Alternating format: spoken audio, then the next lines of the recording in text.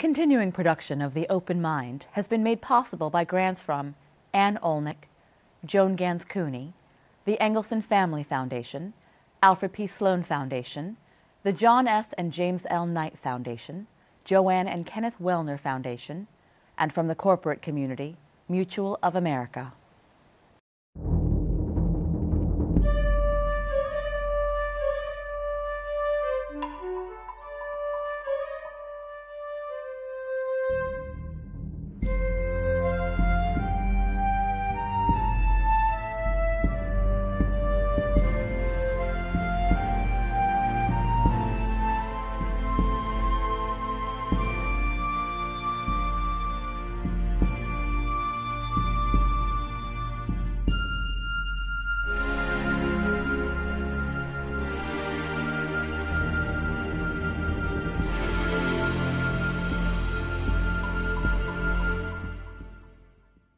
I'm Alexander Hefner, your host on The Open Mind.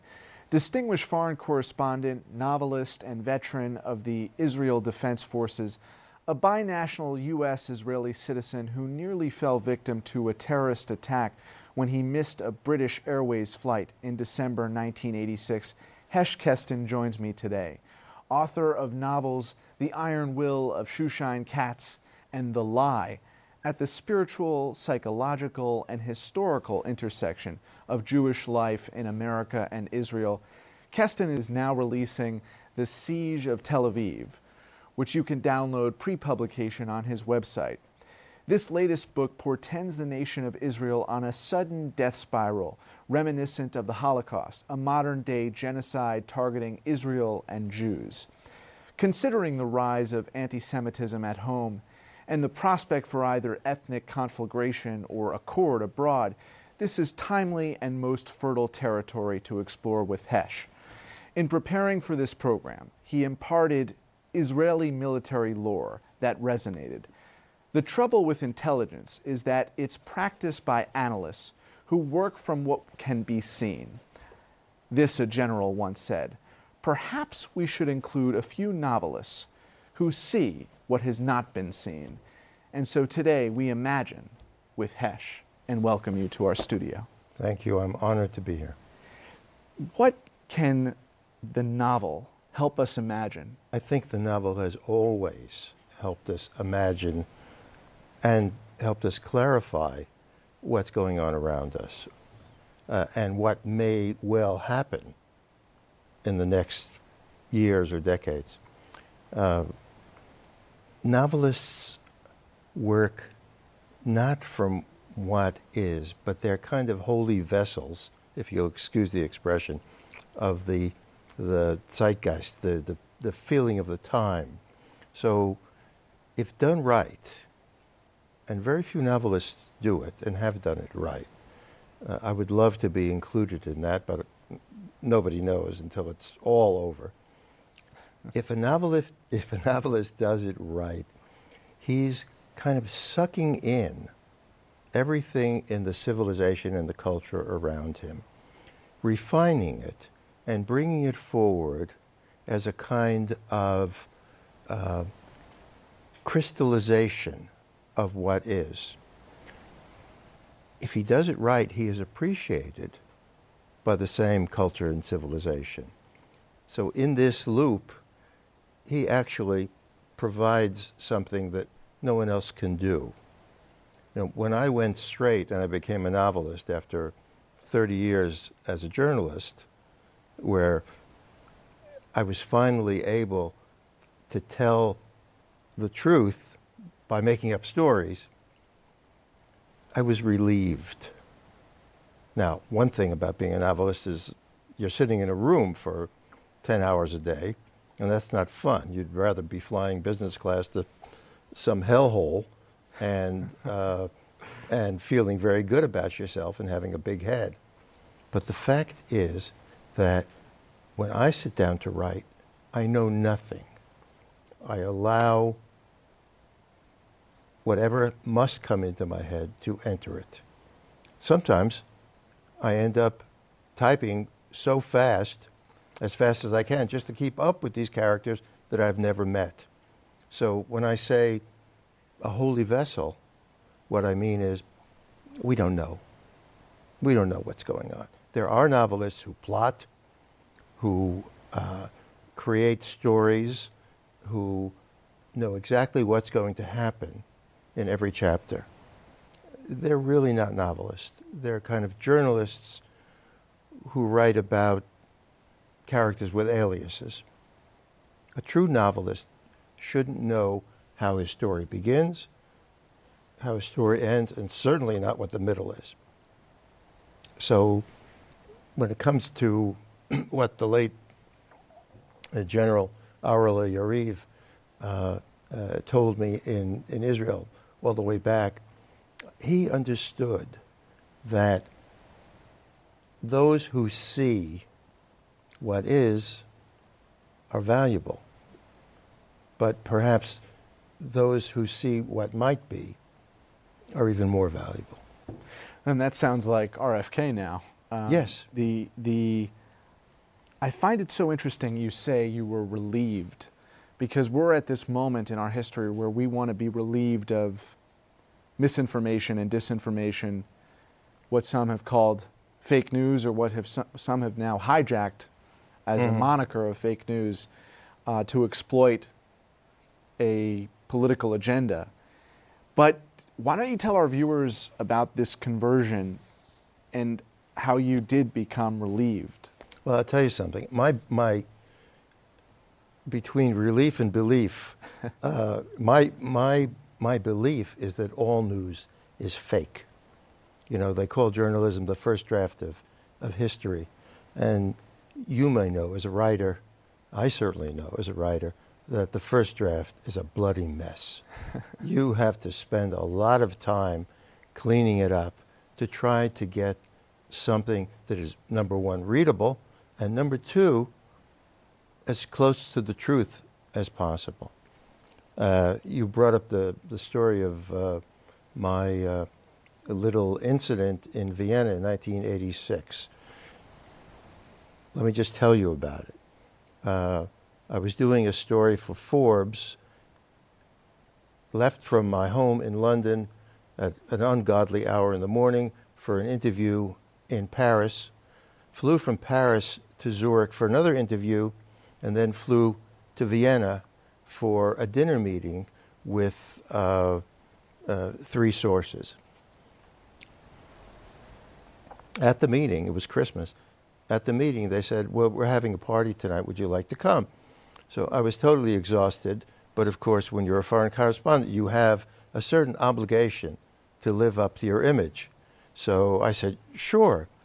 Got back to the hotel at 5 o'clock. At 6, I got a wake-up call from the desk saying, Herr Kesten, it is time. Went downstairs. I was informed that there was no taxi because it was Christmas. And I was told to walk across town 5 blocks past St. Stephen's Cathedral to the Hilton, where a bus would take me to the airport and my return flight on British Air to London. When I woke up, I was both still drunk and hungover. Not a great combination. Walking across town in this wonderful early morning in Vienna, crystalline air, freezing air, I happened to pass a cafe with one small metal table and one small chair, and it was open. So I thought, maybe if I have a beer, I'll feel better. So I did, sitting out there in the cold, and it made me feel so much better that I decided I'll miss the plane and have another beer. When I finally got to the airport, they were just about finishing cleaning up the broken glass and blood from a PLO attack on the airport. It was actually an attack on the El Al counter. The British air counter was right next door, as close as I am to you. 32 people were killed in simultaneous attacks, coordinated attacks, in Vienna and in Rome. For sure, I would have been one of them.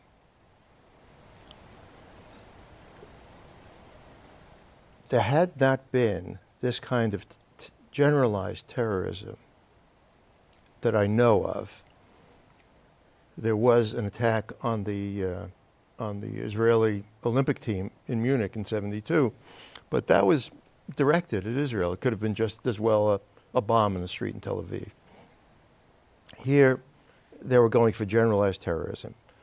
It was the door creaking open on our modern era.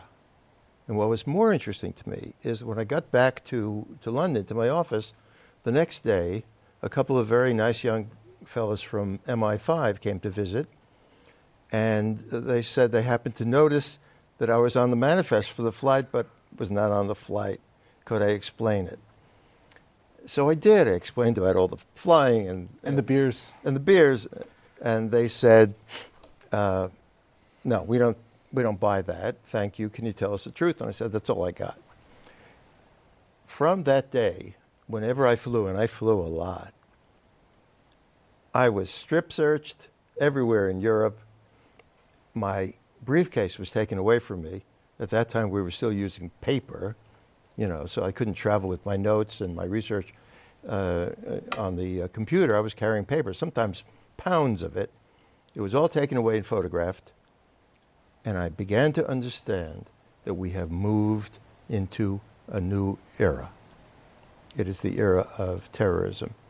And during that, I think 2 years later, I did an article on the P&L of the PLO, because I was very interested in how terrorism actually works, still am. And my most recent book, The Lie, tells that story. Well, why don't you expound on that personal and literary journey? How did you go from the truth teller, I know, the first draft of history in the Wall Street Journal and Forbes, to the story in The Lie? Did this incident propel you in your mindset as much as it did affect your travel habits going forward? Well, I don't know. My working practice as a novelist is to put down a few words and see where they lead. I had no idea. This is a very closely plotted story with perhaps 7 or 8 or maybe even more characters, independent characters, not ancillary characters, characters important to the story. It's told in Tel Aviv, Jerusalem, the Sinai, Beirut, and Nicosia, Cyprus, all of places I've been. But I had no idea who the characters were. I had no idea what the story was. That's far different from journalism, where essentially you're either covering a venue or a field that you know, such as foreign policy or the Pentagon or the automotive industry, or you're being parachuted into a place that you don't know, but where you're taking notes about what is. As a novelist, you can't take notes. You can only take cues from society, from culture, from what you may have seen on television today, or what you may know have been through many years before. So how does that fear of terrorism and those life and death scenarios, how do they manifest in The Lie for our viewers who are just watching this now? Gee, I'd have to tell you about The Lie. Tell us. Well, then I couldn't sell any books. No, I will. I will. The Lie is about, well, let me give you a little background. Israel is a peculiar culture. It's a small country. I think now it's 6 million Jews and a couple million Arabs within Israel proper. Those 6 million Jews know all the other 6 million Jews, okay? They know their neighbors, and they know their neighbors' neighbors. So when we talk here about 6 degrees of separation, in Israel it's 2 degrees of separation. I can tell you that within 2, certainly within 3 degrees, I knew everybody in the country, or I could find anybody in the country. There's a great story from the 50s about the CIA training a new resident, that is to say, the new country chief for the CIA in Tel Aviv. And they spend a year on this, infusing him with Israeli culture and language. And finally, he's ready. He's called in, and his boss says, "Your contact is a guy named Goldberg. This is his address. Your code, in order to introduce yourself, is the sun shines at midnight." Guy gets on a plane, gets in the cab, gives the address of the apartment building in Tel Aviv. And like most apartment buildings in Tel Aviv, it's 4 stories. Looks at on the mailboxes on the bells for the fellow's name, and there's 2 Goldbergs. So he says, okay, the 2nd floor. So he presses that one, goes up, knocks on the door, a man answers, and the new CIA guy says, "The sun shines at midnight." And the man behind the door says, "You want Goldberg the spy, 4th floor." Okay. Everybody knows everybody. Okay. In this particular case, in this book, everybody really does know everybody. It's a story about a problem that the government of Israel has in dealing with terrorism, and there are echoes of this problem today. It was all over the campaign. What do you do in handling terrorists, and how do you deal with them? How do you get information from them? And being one of the protagonists, a lawyer with dueling loyalties. Right. This is a lawyer who defends Palestinian terrorists, okay? Certainly defends Palestinian suspected terrorists. And she is chosen by the government of Israel to be the arbiter of when extraordinary means must be used on a terror suspect. And very clearly that means torture. Their understanding is that this person is the least likely to use harsh means or torture causelessly. As it happens, her son becomes a hostage of Hezbollah in Lebanon. So we follow her on a journey from the left to the unwilling right. And along the way, we should come to understand the mindset of those who have taken her son and those who have been suffering from what used to be known in Israel, and still may be, as mental fatigue. It's hard to be under siege for, you could say 50 years, but it might be, or 60 years, but it might just as well be 100 years of Jewish settlement, resettlement in Israel. That mental fatigue, by the way, seems not to be present or not to be as noticeable as it was, largely because I think most Israelis have given up on the idea of a deal. You know, we have a guy in the White House now who talks about the deal all the time. Israel has been trying to deal with this for a very long time. And because of the special circumstances in the Middle East now, Syria, with its millions of refugees, Egypt, with a difficult political situation. You could go right down the list. And because the U.S. itself is just tired of it, because no solution has been found, most people have just turned their backs on it and said, we cannot deal with this any longer. Let us live our lives. Let us produce software. Let us produce chess masters. Let us enjoy ourselves a bit. So, in a way, the lie is about the world up to now. Because I think right now, we wouldn't be seeing that kind of tension, because you can't go on like this under pressure for so long.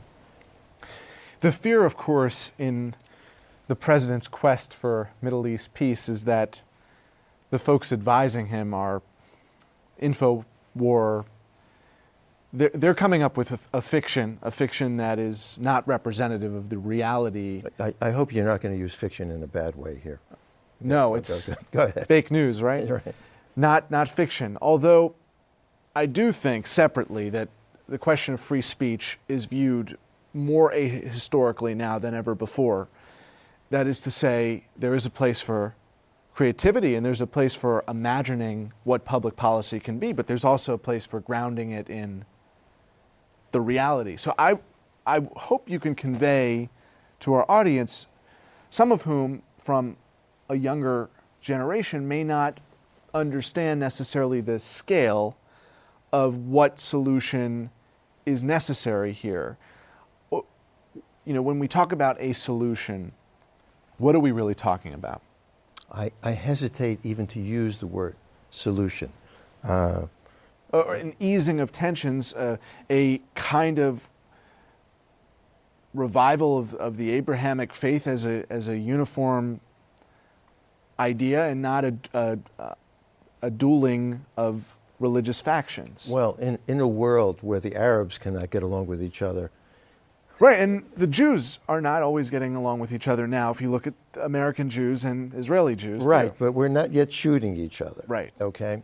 There are not yet Jewish refugees fleeing into Turkey and or Mexico and Canada. And Germany. Right. What's really interesting to me here is that, because you bring up the American Jews and Israeli Right. Jews, the numbers are pretty much the same. I think the numbers of American Jews are 10 million, and there are 6 million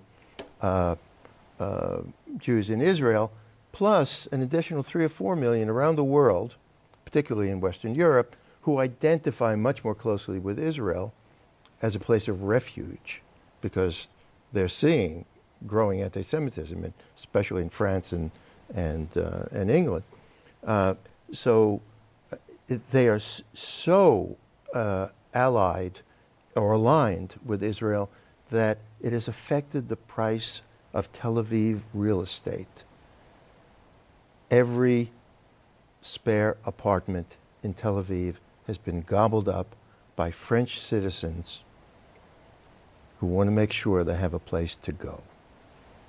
And that's why it costs a lot of money now to buy and certainly to rent a place in Tel Aviv. So American Jewry has spent its time in America, and I would say we're talking about Jews started out at the beginning in the U.S., before it was the U.S., of course. But in the last 100 years, there's been this great Jewish immigration to America. They have spent their time, effort, and will in becoming Americans.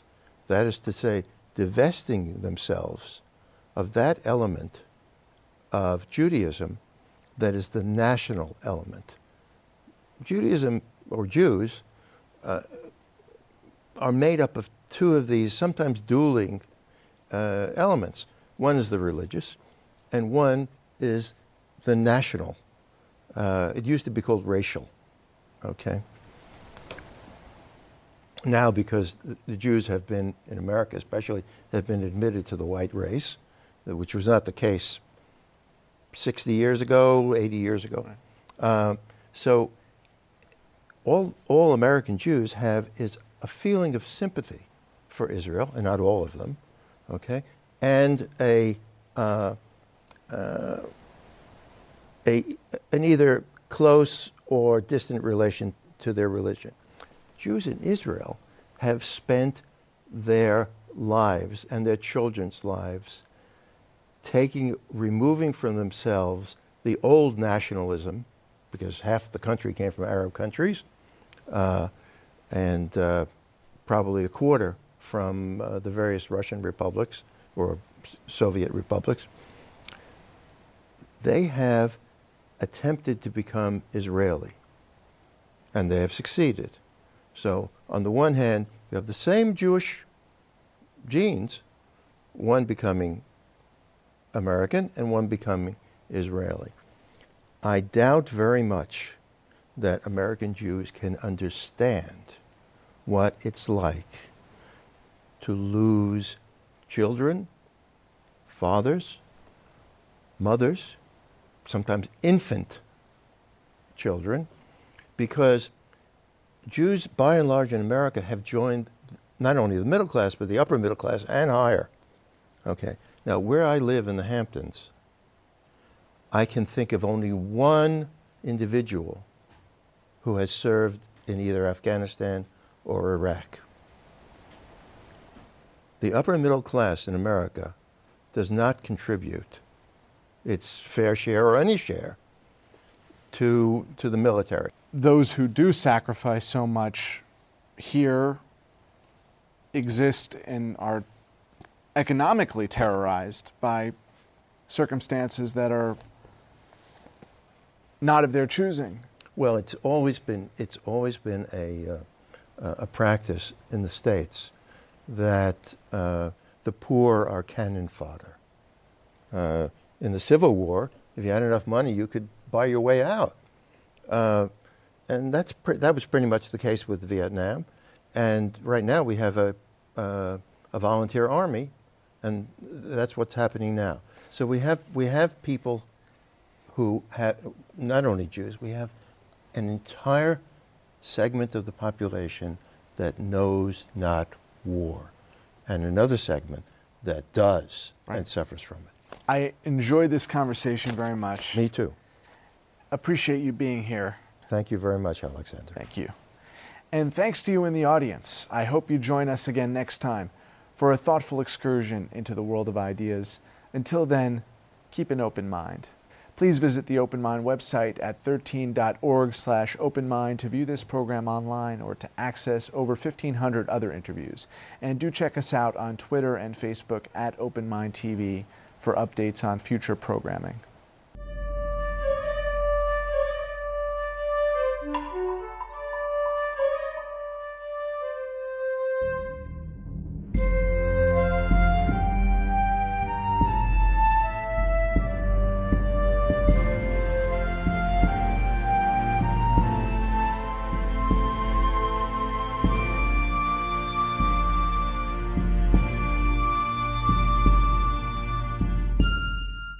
Continuing production of The Open Mind has been made possible by grants from Anne Olnick, Joan Gans Cooney, the Engelson Family Foundation, Alfred P. Sloan Foundation, the John S. and James L. Knight Foundation, Joanne and Kenneth Wellner Foundation, with special thanks to the Schumann Media Center for additional support, and to the corporate community Mutual of America.